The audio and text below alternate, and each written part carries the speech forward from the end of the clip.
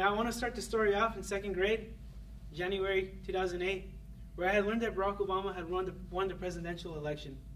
I remember feeling proud and happy that a black man had gotten into office.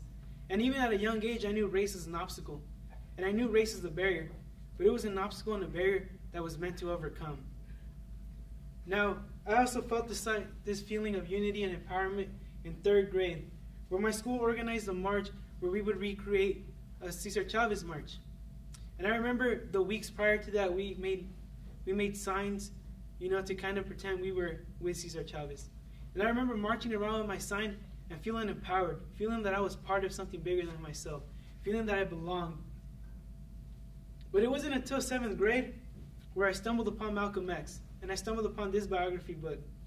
And I remember in 7th grade, we would always choose a book to read, and we would have to sign on a log to check it out. But I remember that day I was so excited to get this book with Malcom X that I didn't even check it out or log my name into the checklist. But the reason why I got so excited with Malcom X was because of this face of assertiveness on the cover. And I just knew he was somebody I wanted to imitate. Now, these are my earliest figures that really taught me to get into social activism. These are 3 big guys in my life. Cesar Chavez has been an influence in me. Martin Luther King and Malcom X. But Malcom X has stood out more to me by his famous quote, "By any means necessary." Now, I would like to start by talking about Malcom X, about his biography, about his story, and then I'll get to the point that I'm trying to make today.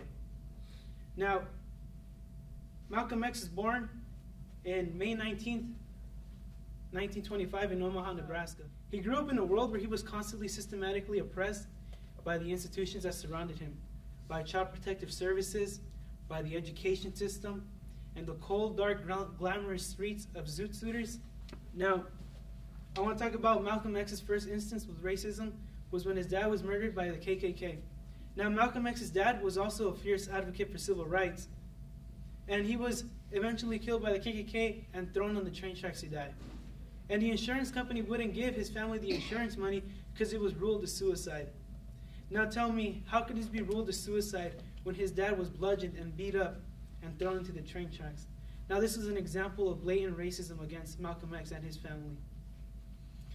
And Malcom X eventually fell into foster care after his mom went insane and fell into the institution of mental health.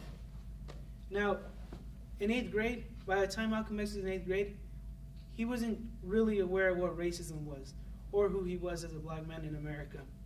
But it was until one day in his class where his teacher was asking everybody in the class what they wanted to be when they grew up.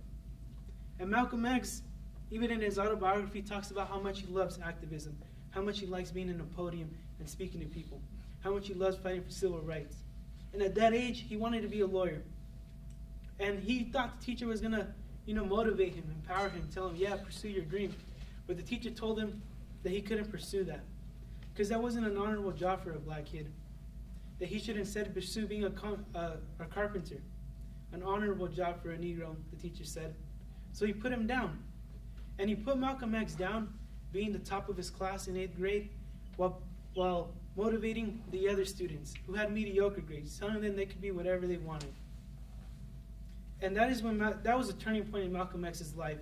And that is when he became aware of a single race-dominated world where he wasn't expected to succeed. And he eventually succumbed to this. He eventually fell into this trap when he moved to Michigan with one of his aunts. That is where he gained his name Detroit Red, where he would drug deal, where he would, wear suits, and he would. It's funny in his autobiography because he talks about how he would get everything in credit, and prostitution. But when he was in Michigan, he became really fond of marijuana, became very fond of alcohol, and pills. Now, Malcom X was part of the gangs, but he wasn't just any of the low-level gangsters. He worked alongside the big guys. He ran illegal lottery businesses. He ran prostitution rings.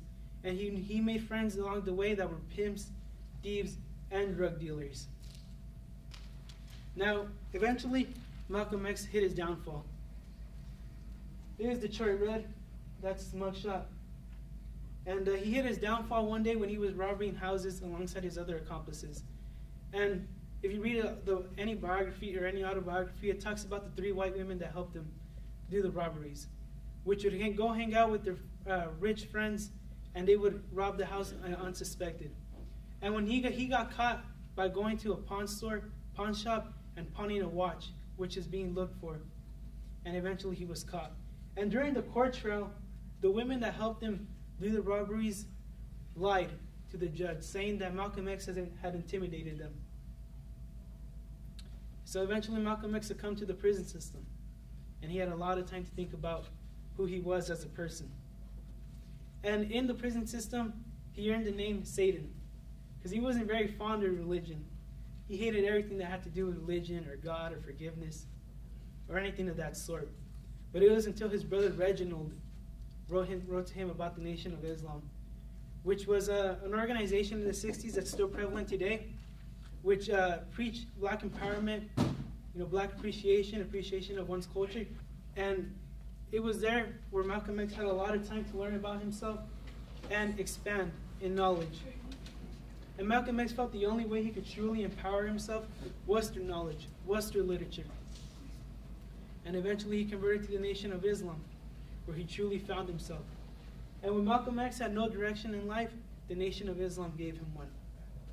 And in his autobiography, he mentions a famous quote. It says, "The very enormity of my previous life's guilt prepared me to accept the truth."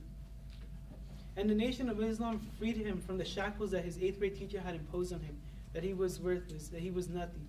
And he empowered himself and taught himself that Malcom X wasn't just somebody, one of the lowest of the low, but was an empowered person and an intellectual, somebody who really wanted to give his life to the movement.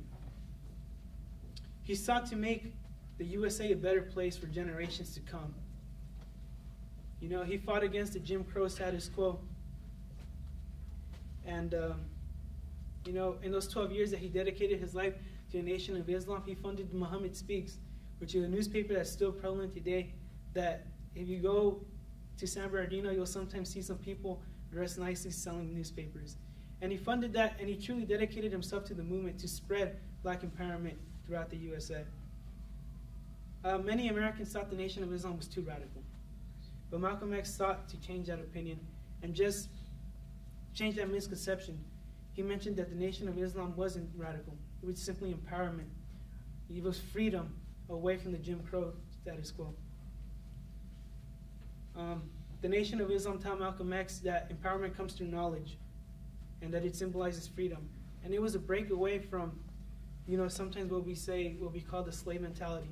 It was a break away from that. And here's Minister Malcom X when he was reformed, when he broke away from being Detroit Red. As a black man in Jim Crow's America, he stood up to the status quo and made it his life's mission to empower other people of color. Now, today I made a statement.